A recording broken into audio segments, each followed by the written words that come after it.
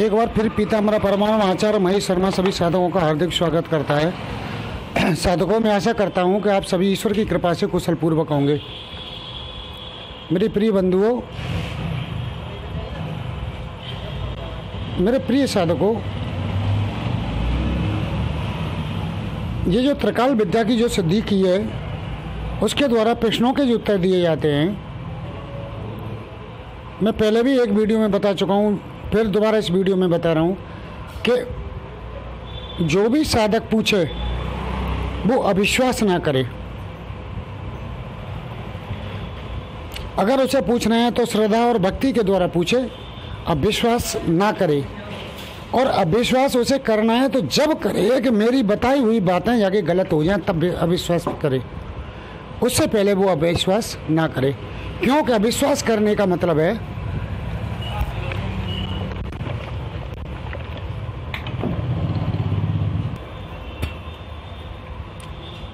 ईश्वर पर विश्वास न करना। और ईश्वर पर विश्वास न करने वालों से वो उनका अपमान करने वाले से वो कुपित रहते हैं। तो मैं एक ये निवेदन करना चाहूँगा कि यदि उन्हें विश्वास हो मेरे ऊपर कि, और विश्वास जब करें वो कि मेरी बताई हुई बातें उन्हें सच आ जाएं, उनके सामने सच साबित हो जाएं, और सच साबित ना हो तब आप अविश्वास कर सकते हो, कुछ भी कर सकते हो, लेकिन उससे पहले ना करें। क्योंकि उन्हें बड़ा कष्ट होता है, बड़ा दुख होता है कि जिस संसार को मैं जिन लोगों के लिए वो पूरा जीवन भटकते रहते हैं उन प्रश्नों के पूछने के लिए, उन्हें प्रश्नों के उत्तर नहीं मिलते हैं। वो प्रश्नों में पल भर में यहाँ बता देता हूँ उन्हें, उसके बाद भी वो लोग अविश्वास प्राप्त करते हैं। ऐसा ना करें साधक। हाँ, यदि मेरी बात कोई गलत निकलती है या मैंने बताई हुई बातें असत्य होती हैं तो आप अविश्वास कर सकते हो। उससे पहले ये अपने दिल में ना सोचें कि होगा कि नहीं होगा, कि क्या झूठ हो क्या गलत है। साधकों ये सब जानते हैं, जितने लोग मुझे जानते हैं, सभी साधक मुझे जानते हैं। मैं उन्हें पता है कि मैं झूठ नहीं बोलता, मैं असत्य नहीं बोलता, मैं ढोंग और पाखंड नहीं करता हूँ, और ना ही मैं किसी से ठगाठगी करता हूँ। मेरा सीधा सीधा फंडा रहता है, सीधा सीधा हिसाब रहता है मेरा। और आपने वीडियो भी देखे होंगे, मेरे किसी वीडियो में मैंने धोखाधड़ी की बातें, इस तरह फूल फलूली बातें नहीं करता हूँ मैं, और ना ही वीडियो में ऐसी बातें ललचाई हुई बातें करता हूँ कि लोगों को ललचाऊँ। ना मैं किसी से मित्र, दोस्त, भाई, रिश्तेदार ये बनाता हूं मैं। क्योंकि जो चिकनी चुपड़ी बातें करते हैं वही ठग होते हैं, वही चोर होते हैं। और जो थोड़ा कट बोलता है वह सत्य बोलता है, और सत्य हमेशा कटु ही होता है साधकों। तो ये बातें मैं उन लोगों से कहना चाह रहा हूं कि जो लोग त्रिकाल विद्या के लिए मुझे फ़ोन करते हैं, मेरे पास मैसेज करते हैं कुछ पूछने के लिए, उसके बाद वो गायब हो जाते हैं। पहली बात तो उनसे मैं यही कहना चाहूँगा कि अगर विश्वास हो तो मेरे ऊपर मुझे फ़ोन करें और मेरे पे मैसेज करें, और विश्वास न हो तो कदाचित मुझे मैसेज फ़ोन करें। मुझ पर विश्वास ना करें, ईश्वर पर विश्वास करें। अब मैं दूसरी बात कहना चाहता हूँ यहाँ, मेरे पास मैं अधिक वीडियो डाल दूँ, दिन में 2 या 3 वीडियो लगातार डाल दूँ मैं, तो भी मैं जानता हूँ कम पड़ेंगे, क्योंकि मेरे पास बहुत से प्रश्नों के उत्तर आते रहते हैं रोज़। लेकिन सभी व्यक्ति अपनी गोपनीयता को बनाए रखते हैं। उन प्रश्नों में जो पूछे जाते हैं, उन प्रश्नों में अधिकतर प्रश्न कौन से होते हैं? जैसे कोई पत्नी कोई किसी की पत्नी है, उसे ये लगता है कि उसके पति के किसी महिला से अवैध संबंध हैं,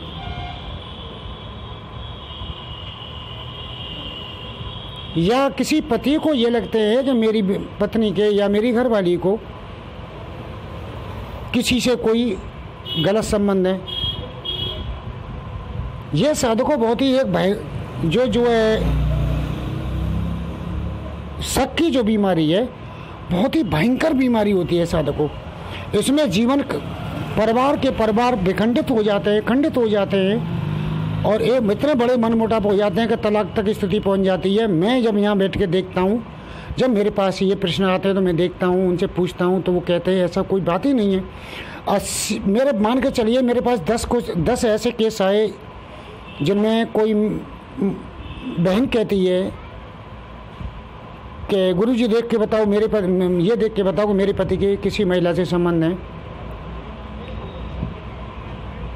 और कोई व्यक्ति कहता है, कोई भाई कहता है कि गुरुजी ये देख के बताओ मेरी बीवी के फलाने आदमी से कोई संबंध है।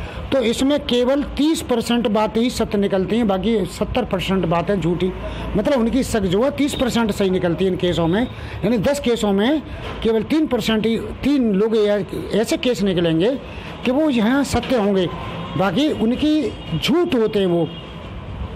यानी उनकी एक शक होता है और बाकी कुछ नहीं होता है। तो मैं साधकों ऐसे लोगों से निवेदन करूँगा, मैं एक का नाम यहाँ नहीं ले सकता हूँ क्योंकि ये सब चीज़ें गोपनीय है, लेकिन उन साधकों से मैं निवेदन करूँगा कि साधकों, और उन बहनों से निवेदन करूँगा, उन भाइयों से निवेदन करूँगा, मेरे भाइयों बेवजह अपनी गृहिणी पर, अपनी घर की लक्ष्मी पर उल्टे सीधे शक ना करें। साथ में उन साधकों से, उन भक्तों से, उन व्यक्तियों से निवेदन करूँगा कि इस तरह की बातें अपने दिल में ना सोचें। बहुत कम ऐसी बातें होती हैं। और इसी तरह मैं अपनी बहनों से, ये बहनें यहाँ मेरे पास मैसेज करती हैं और अनुदान भेजती हैं, उनसे मैं कहूँगा कि बहनों, कानों सुनी को मत मानिए। एक बार आँखों देखी भी बात जो गलत हो जाती है, तो आँखों देखी बात को भी आप कई बार ट्रायल कीजिए जब विश्वास कीजिए किसी पर। इस तरह अपने घर में झगड़ा करना, मन मुटाव करना, पति पत्नी के बीच में कलह करना घर में, ये चीज़ें परिवार के विनाश की ओर ले जाती हैं। तो बगैर सोचे समझे किसी पर शक ना करें। मैं यही बात कहना चाहूँगा उन सभी में, अपनी बहनों से, अपने परिवार को चलाएं। और जिन लोगों को है ऐसा शक है, वो शक भी कभी कभी गलत हो जाता है, क्योंकि मैं देखता हूँ, पूछता हूँ मैं उन्हें, तो मुझे जब जवाब मिलते हैं तो हाँ, नहीं है तो नहीं है। तो इसी उठापटक के चक्कर में घर में कलह स्थिति पैदा हो जाती है। तो मैं इन सभी लोगों से निवेदन करूंगा, भाई बहनों से, कि बेवजह घर में कलह ना करें, अपने सुखी जीवन जीते रहें, अपने परिवार का भरण पोषण करें, अपना सुख चैन जो बड़ी मुश्किल से मनुष्य को जीवन में मिलता है, उससे चैन को घर में युद्ध के वातावरण में ना बदले। और मैं उन माताओं से भी निवेदन करूंगा कि जो माताएं मेरे पास ये भेजती हैं कि उनका बेटा गलत संगत में पड़ गया है,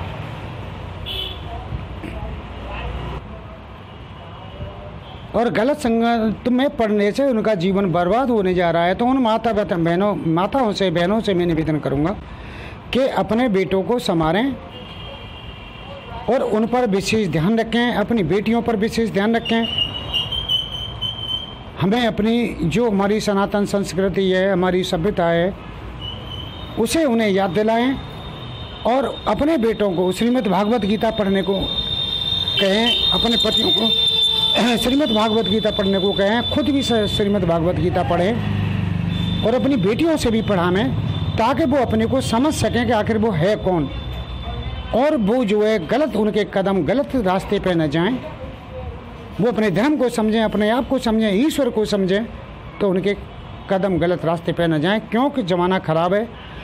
सबसे ज़्यादा तो स्थिति हमारी ये जो है शिक्षा ने कर रखा है कि शिक्षा में कहीं नैतिक शिक्षा के कहीं पाठ नहीं है। नैतिक शिक्षा का ह्रास हो चुका है हमारे देश से, क्योंकि जो ऊपर अधिकारी बैठ चुके हैं और ऊपर जो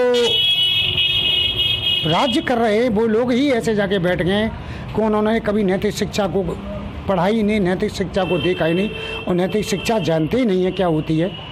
वही सिलेबस उन्होंने हमारे बच्चों के ऊपर थोप दिया है। तो उन्होंने थोप दिया, ठीक है, वो कर रहे हैं, ये सरकार है, ये जो भी कर रहे हैं अधिकारी कर रहे हैं, करने दो, लेकिन तुम खुद अपना कर्तव्य का पालन करते हुए अपने सभी बच्चों को श्रीमद् भागवत गीता एक 15 रुपये की आती है, उनके बच्चों से स्वाध्याय कराओ, खुद भी करो, अपने पतियों को कराओ, अपने भाइयों को कराओ, कितने भी रिश्तेदारों को कराओ। देखो साधकों, मैं एक बात यहाँ फिर बताना चाहूँगा श्रीमद् भागवत गीता के बारे में, कि जो व्यक्ति श्रीमद् भागवत गीता के स्वाध्याय करते हैं उनके भाग्य के दरवाजे ऑटोमेटिकली खुल जाते हैं। ईश्वर की कृपा उन पर बरसने लगती है। उनके ग्रह दोष, पितृ दोष सभी शांत हो जाते हैं उन्हें जीवन में कुछ करने की आवश्यकता नहीं पड़ती है। जो श्री कृष्ण की शरण में जा चले जाते हैं और श्रीमद् भागवत गीता के स्वाध्याय करते रहते हैं। क्योंकि श्रीमद् भागवत गीता में साधक को उन्होंने अर्जुन को ये बताया है कि तू कौन है और तुझे क्या करना है। वैसे तो अगर श्रीमद् भागवत गीता के अगर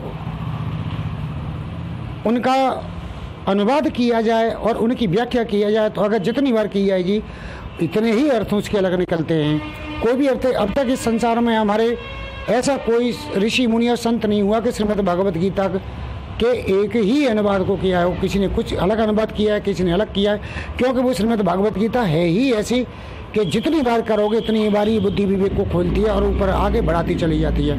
आप रामायण को पढ़ोगे, रामायण आपको धीमे धीमे उठाएगी, लेकिन श्रीमद् भागवत गीता सीधा कॉलर पकड़ के उठा देती है ऊपर को।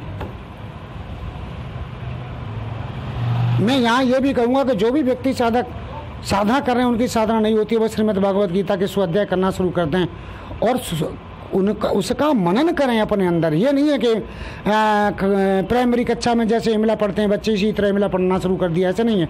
उसको मनन करना है, बार बार उनको रिपीट करना है अपने अंदर। तुम एक महीने ये चीज़ कर लीजिए, तुम्हारा चेहरा बदल जाएगा, तुम्हारा व्यवहार बदल जाएगा, तुम्हारा भाग्य बदल जाएगा, तुम्हारी स्थिति बदल जाएगी, तुम्हारी सोच बदल जाएगी। क्योंकि ये कलयुग चल रहा है, कलयुग में ज़माना बहुत खराब है, आप सभी जानते हो। अब यूँ तो पहले भी ज़माना खराब था, लेकिन अब स्थिति ज़्यादा गंभीर होती जा रही है। तो सभी साधकों से निवेदन है, सभी माता बहनों से निवेदन है कि अपने बच्चों को, अपने पतियों को, स्वयं अपने रिश्तेदारों को श्रीमद् भागवत गीता के पाठ कराएं, स्वाध्याय कराएं। एक बात और मैं बता रहा हूँ साधकों कि पूरा जीवन भगवान की भक्ति करते करते निकल जाएगा, तब वो फल प्राप्त होगा।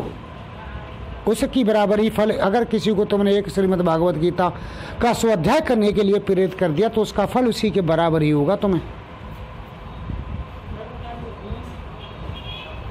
तो श्रीमद् भागवत गीता के स्वाध्याय कराइए आप सभी लोग। और मैं जो अपनी जो सिद्धि मैंने की है उनके द्वारा मैं बताऊं आप पर, उस पर विश्वास कीजिए। अगर मैं गलत निकलता हूँ आगे भविष्य में, या भूत में तुम्हारे में गलत बात बताई हो मैंने, या प्रेजेंट की गलत बात बताई हो, तो आप मुझ पर अविश्वास कर लीजिए, लेकिन ईश्वर पर कदाचित कभी अविश्वास मत कीजिए। ये मेरा निवेदन है आपसे।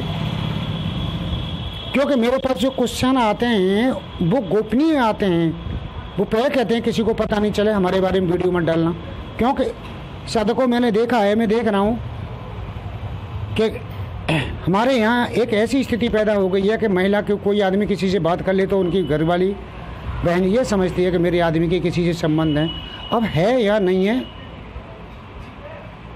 ये कंफर्म नहीं हो पाता है, तो ये मैं कंफर्म कर देता हूँ, बता देता हूँ। ये सब तो ये चीज़ें सब देखते हुए सोचते हुए मैं नाम नहीं बता सकता यहाँ किसी के, ये वीडियो बना रहा हूँ। और मैं साथ में ये कह रहा हूँ कि अगर किसी का व्यक्ति बहन का पति है, कोई गलत रास्ते पे चला भी गया है, या कोई बहन गलत रास्ते पे चली गई है, तो उन दोनों से मैं कहना चाहूँगा कि आप श्रीमद् भागवत गीता पढ़ने को कहें उनसे, और न गई है तो भी श्रीमद् भागवत गीता पढ़ने को कहें उनसे। क्योंकि तुम्हारा उसमें हर अर्थ में तुम्हारा भला ही होना है, बुरा नहीं होना है उसमें। और इतना सीधा साधा है श्रीमद् भागवत गीता के स्वाध्याय कि नहीं कहीं न्यास है, न विनियोग है, न कुछ नहीं है, न कवच है, कुछ नहीं है। सीधा सीधा भगवान का भजन, ईश्वर भक्ति है।